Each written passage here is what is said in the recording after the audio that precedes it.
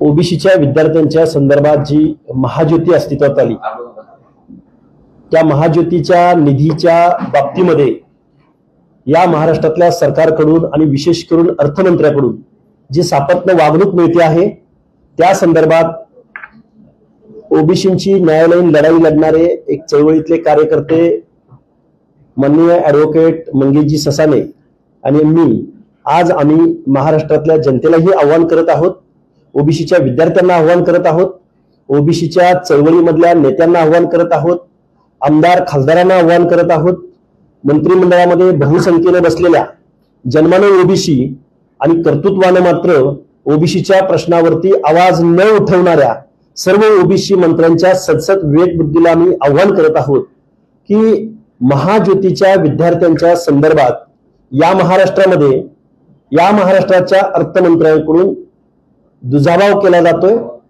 त्यांना निधी दिला जात नाही, पीएचडीच्या विद्यार्थ्यांना नोंदणी दिनांकापासून जो फरक मिळायला हवा तो फरक मिळत नाही। महाज्योतीच्या विद्यार्थ्यांना फक्त 5 महिने 6 दिवसाचा स्टायपेंड मंजूर झालेला आहे, मिळालेला आहे, पण त्या तुलनेमध्ये मात्र सारथीच्या विद्यार्थ्यांना 8-9 लाखाचा वन स्ट्रोक अमाऊंट स्टायपेंड त्यांना मिळत आहे। म्हणजे सारथीला बार्टीला एक न्याय आणि महाज्योतीच्या विद्यार्थ्यांना मात्र एक न्याय। हे झालं फक्त पीएचडीच्या विद्यार्थ्यांच्या स्टायपेंड बाबत, पण याच्यापेक्षाही एमपीएससीचे विद्यार्थी आहेत, यूपीएससीचे विद्यार्थी आहेत, प्रोफेशनल कोर्सेसला तर अजून महाज्योतीला परवानगीच नाही।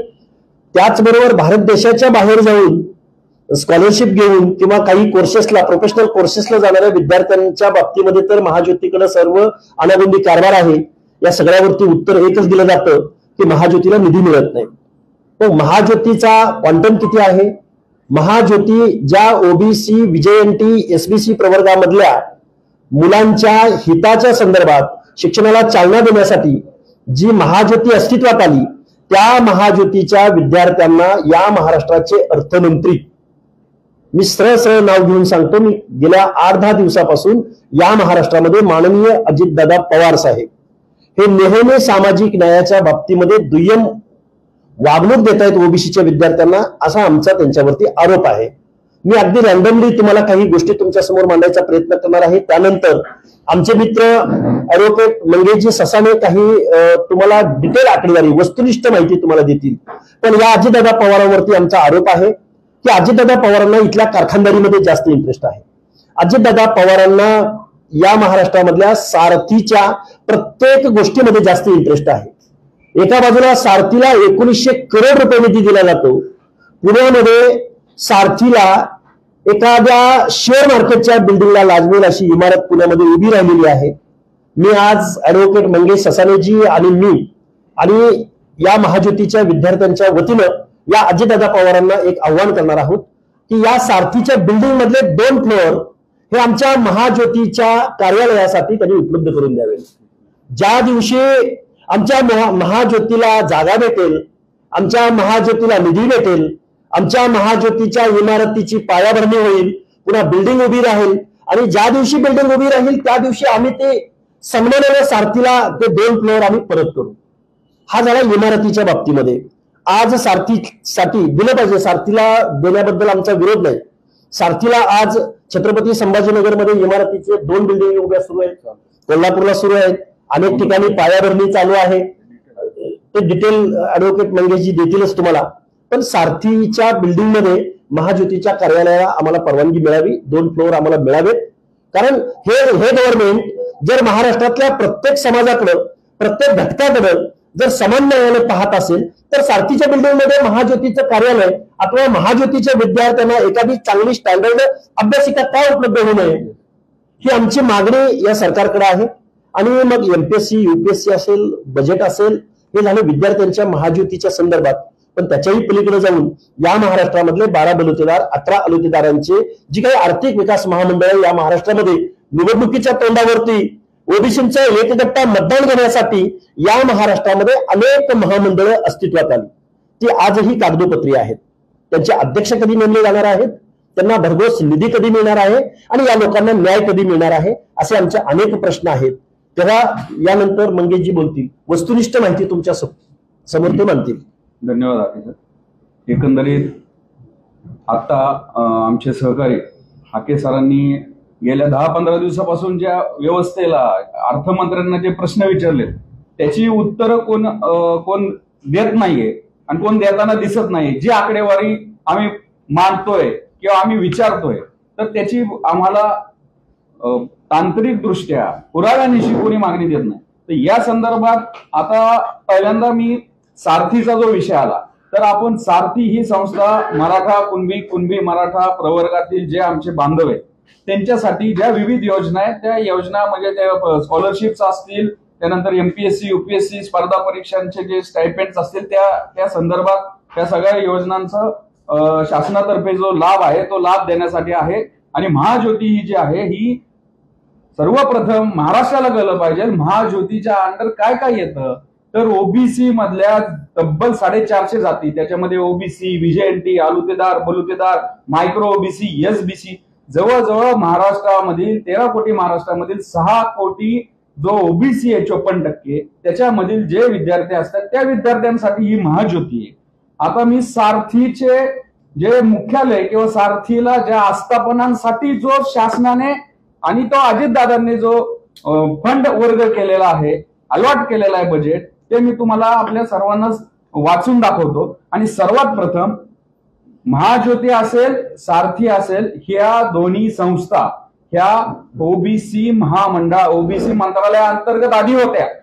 पण त्यानंतर माननीय अजितदादांनी सारथी आणि अण्णासाहेब पाटील महामंडळ हे त्यांच्या नियोजन विभागाच्या अंडर घेतलं. म्हणजे सारथीचं आणि अण्णासाहेब पाटील महामंडळाचं पालकत्व अजितदादांनी स्वतःकडे घेतलं.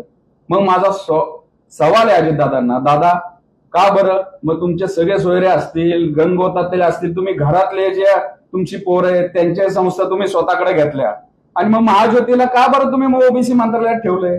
आता सारथीला काय काय या आस्थापनांसाठी किती निधी दिलाय ते मी वाचून दाखवतो. आणि हे शासनाकडून आलेलं पत्र आहे. सारथीचं पुणे मुख्यालय, जमिनीचे क्षेत्रफळ 41 गुंठे, त्याला प्रशासकीय मान्यता रक्कम 87.49 कोटी, विभागीय मुख्यालय कोल्हापूर, 1 हेक्टर 85 आर म्हणजे जवळजवळ 6 एकर जागा, 178 कोटी अजितदादांनी त्यासाठी दिलेले.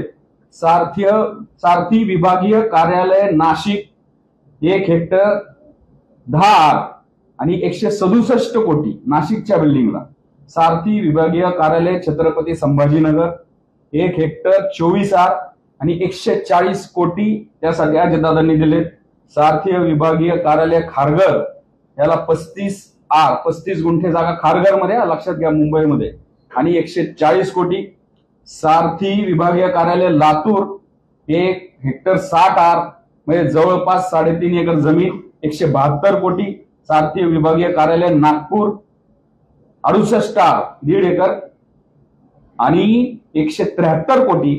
सारथी विभागीय कार्यालय आता जे आहे ते मुख्यालय त्याला 1 एकर जागा आहे. आता विभागीय कार्यालयाचं काम खूप जोरात चालू आहे औंध मध्ये, त्याला 1 हेक्टर 18 आर 1 हेक्टर 18 आर म्हणजे 3 एकर जागा औंध मध्ये मोक्याच्या ठिकाणी, 154 कोटी त्याचं काम चालू आहे. सारथी विभागीय कार्यालय अमरावती याला 2 हेक्टर 24 आर म्हणजे जवळजवळ हे साधारणतः 7 एकर झालं, 171 कोटी. अशी एकूण 1360 कोटी हे फक्त सारथीच्या बिल्डिंगसाठी हे दिलेले आहेत आणि टार्गेट आहे 2026 मध्ये पूर्ण करायचंय. आणि याच्या उलट महाज्योतीला फक्त नाशिकला जागा मिळालेली आहे, त्याला अजून निधी मिळाला नाही, आणि नागपूरला फक्त 60 कोटी दिलेत. पुण्याच्या जागेचं मी सारथीचं सांगतो, महाज्योतीच्या संचालकांनी मागणी केली होती औंध येथे 18 एकर जागा दुग्ध विभागाची पशुची जागा, त्यातली 8 एकर जागा द्या, हे पत्र आहे. आणि या पत्रावर जिल्हाधिकारी कार्यालयाचं पत्र आहे.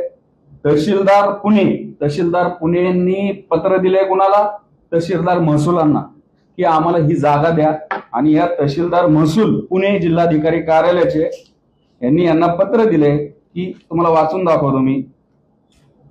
म्हणजे पालकत्व जो घेतो तो किती महत्वाचा असतो हे आपल्याला कळते। याच्यामध्ये कळवण्यात येते की आपल्याकडील आदेश क्रमांक दिस दॅट पुणे महानगर प्रदेश विकास प्राधिकरण यांना अटी शर्तीवर प्रदान केलेली आहे सदरची जागा। त्यानुसार सदर जागेचा ताबा सदर संस्थेस दिनांक 9/7/2021 रोजी दिलेला आहे आणि सदर संस्थेत जागा प्रदान केल्यामुळे विषयांकित नमूद संस्थेस जागा वाटपासाठी उपलब्ध नाही। म्हणजे काय, आम्ही PMRDA ला जागा देतोय त्यामुळे तुमच्या महाज्योतीला आम्हाला जागा उपलब्ध नाही। हे अजितदादांचा सामाजिक न्याय। सारथीला 1 एकर जमीन।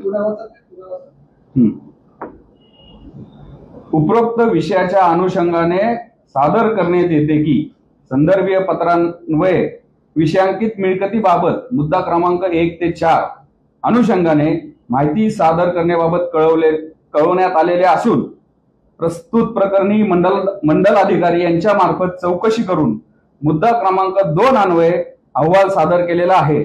त्यानुसार कळवण्यात येते की प्रस्तुत मिळकत आपल्याकडील आदेश क्रमांक PGL/CR/4/21 अन्वये महानगर आयुक्त तथा मुख्य अधिकारी कार्यकारी पुणे महानगर प्रदेश विकास प्राधिकरण पुणे यांना अटी व शर्तीवर प्रदान केली आहे। त्यानुसार सदर जागेचा ताबा सदर संस्थेस दिनांक 9/7/2021 रोजी देण्यात आलेला आहे। सदर संस्थेस जागा प्रदान केल्यामुळे नमूद संस्थेस जागा वाटपासाठी उपलब्ध नाही। सदर माहिती आपल्या पुढील कार्यवाहीस्तव सविनर सादर आहे।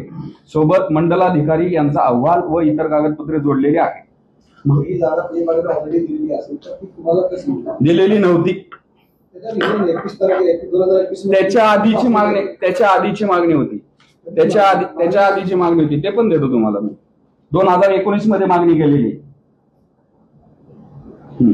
2019 पण नाही, ठीक आहे, 2015 मध्ये, सॉरी 2019 मध्ये मागणी केलेली। कुठली? 2018 महाज्योती 2018, सारथी 2018 ची स्थापना आहे दोन्हीच्या। तर एकंदरीत निधी आणि जागेमध्ये कसा भेदभाव होतोय हे आपण पाहिलं। आता आपण कर्ज वाटप बघू। अण्णासाहेब पाटील महामंडळ जे आहे त्या अण्णासाहेब पाटील महामंडळाला आतापर्यंत किती अर्थसहाय्य शासनामार्फत दिलं हे माहितीच्या अधिकारामधली माहिती आहे। ह्याच्यामध्ये 2018-19 ते 2024-25 मध्ये 2018-19 ला 70 कोटी, 2021-22 ला 200 कोटी, 2022-23 ला 80 कोटी, 2023-24 ला 340 कोटी, 2024-25 ला 323 कोटी, असे 1063 कोटी रुपये अण्णासाहेब महामंडळाला कर्ज वाटपासाठी दिलेले। आणि आता माझ्याकडं ओबीसी महामंडळाची ही आकडेवारी आहे, ती मी दाखवतो।